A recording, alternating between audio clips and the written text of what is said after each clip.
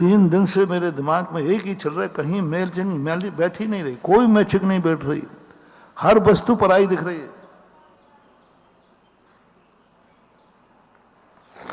हर व्यक्ति का नेचर भिन्न दिख रहा है। और मिलाने की बात आई तो जनवाणी कहती है कभी इस संसार को परस्पर विरोधी तत्वों को मिलाने का भाव मत कर देना, तू मिला नहीं पाएगा और मिथ्या दृष्टि और हो जाएगा। कुछ लोगों ने किया है ऐसा, जिसे हमारी दार्शनिक भाषा में अद्वैतवाद कहते हैं।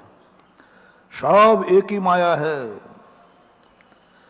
सब एक ही माया है, सब एक भगवान का रूप की एक माया है, जड़ और चेतन सब अखंड है, कोई खंड खंड नहीं, सब एक ही है, हाथ पैरों में कोई अंतर नहीं, आकाश पाताल में कोई अंतर नहीं, सब एक ही माया है। ऐसा व्यवहार में कहने में आता ना, अरे सब प्रभु की माया है। जैन दर्शन कहता है नहीं, यदि सबको एक कर दोगे तो भक्त और भगवान का संबंध खत्म हो जाएगा, बाप बेटे का संबंध खत्म हो जाएगा, माँ और पत्नी का भेद खत्म हो जाएगा, आंख और कान का भेद खत्म हो जाएगा, स्वर्ग और नरक का भेद खत्म हो जाएगा, पुण्य और पाप का भेद भी, सब दुनिया खत्म हो जाएगी।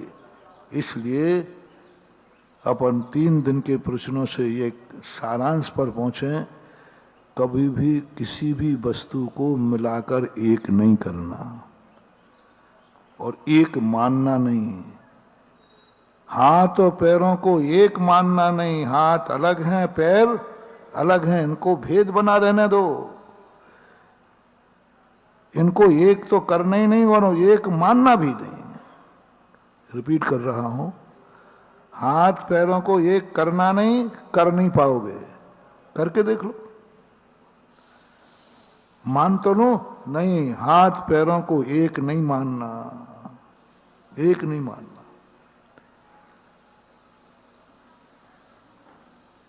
एक बार ऐसे ही हुआ, किताब लेके पढ़ रहा था हाथ दाएं हाथ, तो एक व्यक्ति नमस्ते महाराज बाएं हाथ से आशीर्वाद दे दिया, वो गुस्सा हो गया, बोले महाराज आपने हमारा सब नाश कर दिया। उन्हें क्या किया, अरे महाराज मैं मंगल के लिए आशीर्वाद लेने आया था, आपने बाएं हाथ से आशीर्वाद दिया, हमारा सब गड़बड़ हो गया।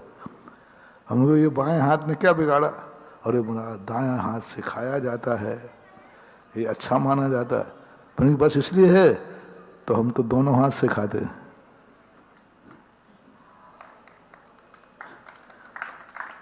लेकिन फीलिंग तो हुई उसको।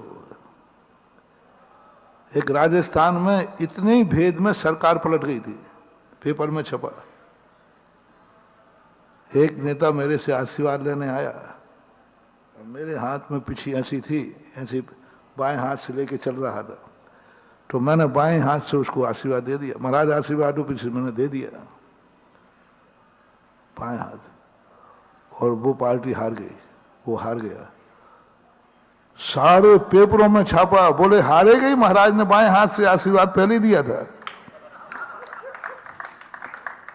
वो तो महाराज ने उसी समय संकेत कर दिया, बाएं हाथ से आशीर्वाद बनाओ, पूरी फोटो छपी बाकायदा, और बाएं हाथ से आशीर्वाद दे रहा हूं, इसी ऐसे ऐसे।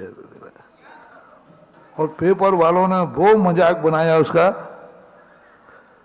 वो तो गुरु तो सब पहले से सब जानते हैं, चाहे नमोस्तु करो चाहे कुछ भी करो, और विपक्ष को और मजा आवे। वो तो महाराज ने चुनाव के पहले ही निपटा दिया था बाएं हाथ से।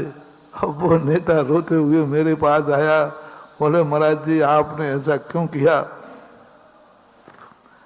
और मैंने कि भैया मैंने ना ऐसा कोई भाव किया है, ना मेरा कोई मतलब था, क्यों सहज भाव में दे दिया। बोले नहीं, आपको संवेदनशील होना चाहिए था, आपको ये सावधानी रखना चाहिए था, आपकी थोड़ी सहजता में देखो हम पूरे तरह से हार गए,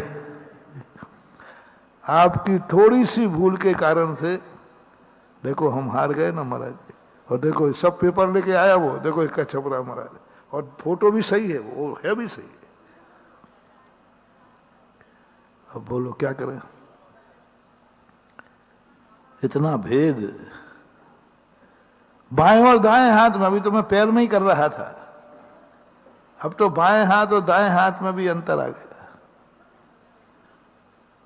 एक और कथा आती है कि धर्मराज दूध पी रहे थे सुबह से सोने के कटोरे में, तो एक भिखारी आया, तो बाएं हाथ से पी रहे थे, तो पीने के बाद वो कटोरा उसको दे दिया। भीम कहते हैं, भैया आप धर्मराज हो, आप नीति विरुद्ध कार्य नहीं करना चाहिए आपको, आप नीति विरुद्ध कार्य किया आपने।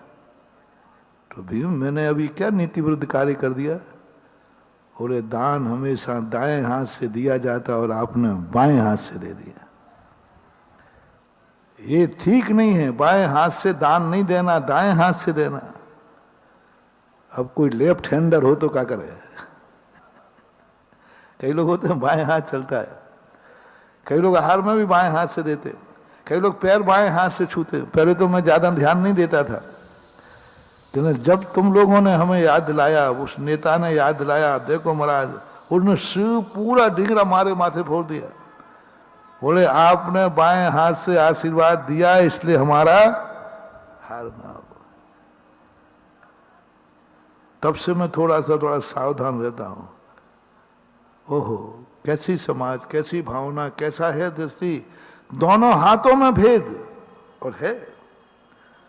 शुभ कार्य के लिए पंडित जी क्या कहेंगे? दाएं हाथ से करो। अपन बाएं हाथ लगाएंगे तो लोक व्यवहार में बताओ भाई,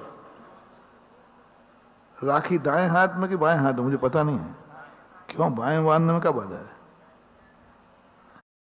पापा बस गई? पता नहीं। पापा बस आ रही है? पता नहीं। पापा और कितना टाइम? पता नहीं। दाएं में बनेगी, दाएं हाथ लगाओ, दाएं शुभ है। फिर इसको हमने ज्योतिष में से देखा,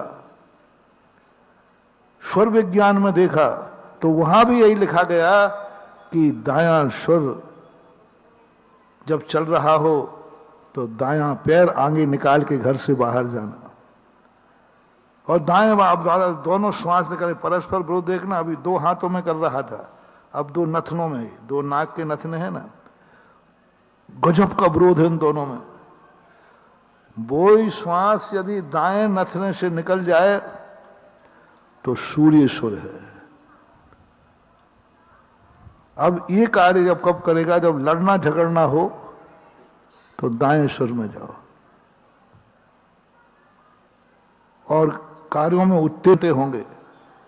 दाएं सुर से यदि तुमने शांति के कार्य शुरू किए, दायां नाक से जब स्वर निकल रहा हो, नाक निकलती ना अपनी हवा प्राणवायु, कभी इससे निकलती है, कभी इससे निकलती, कभी दोनों से निकलती, कभी कम निकलती, कभी ज्यादा निकलती, कभी इतनी निकलती है कि 12 अंगुल तक चली जाती है, कहीं कम निकलती है, ऐसे श्वास चलती रहती है। जब दाएं अंग से निकले तो समझ लेना वो पिंगला है, सूर्य स्वर है, उग्र नाड़ी है। इसमें तुमने कार्य शुरू किए तो उग्रता आएगी, इसमें तुमने साइन किए उग्रता आएगी, इस कार्य में तुमने कुछ किया तो उग्रता आएगी। और चंद्र स्वर चल रहा है, यानी वही वायु बाएं नथने से निकल रही है तो बड़ी शुभ होती है। जिस कार्य को करो फतेह। अब बताओ, हवा वही है, श्वास वही है, इस नथने से निकले तो शुभ है, और इससे निकले तो, और दोनों से निकले है तो बनता झाड़, सुषमना कहलाता है। यानी कार्य बिगड़ेगा भी नहीं, बनेगा भी नहीं, क्योंकि इस समय कहा जाता है जिस समय दोनों नथनों से श्वास निकल रही हो उस समय कोई कार्य नहीं करना, सामायिक अच्छी होगी, जाप अच्छा होगा, ध्यान बहुत अच्छा लगेगा। हम लोग जब ध्यान करते हैं तो प्रयास करते हैं कि सुषुम्ना नाड़ी चले, तो हम लोग घंटों ध्यान में बैठे रहेंगे, विकल्प नहीं आएगा, शरीर में तकलीफ नहीं होगी, बहुत ध्यान लगेगा। अब बताओ कितना परस्पर में विरोध, वही श्वास वही हवा। अब ये सारी चीजें जब हमने देखी, श्वास इतना भेद कर दिया, एक एक अंग में भेद है, नाखून में भेद है, चमड़ी में भेद है, खून में भेद है, हड्डी। एक चीज बताओ जो सब में एक नेचर वाली हो, एक गुण वाली, एक स्वभाव वाली हो ही नहीं सकती। अंततः पर चतुष्टय खंडित हो जाएगा। और तुम जैसे ही अपने आप को अलग करोगे, कोई ना कोई विरोध हो गई। तुमने कहा मैं जीव हूं, इसका अर्थ अजीब नाम की कोई चीज है। तुमने कहा मैं चेतन हूं, तो अचेतन है। अचेतन कहने की जरूरत नहीं, मैं चेतन हूं, इसका अर्थ दुनिया में अचेतन भी है।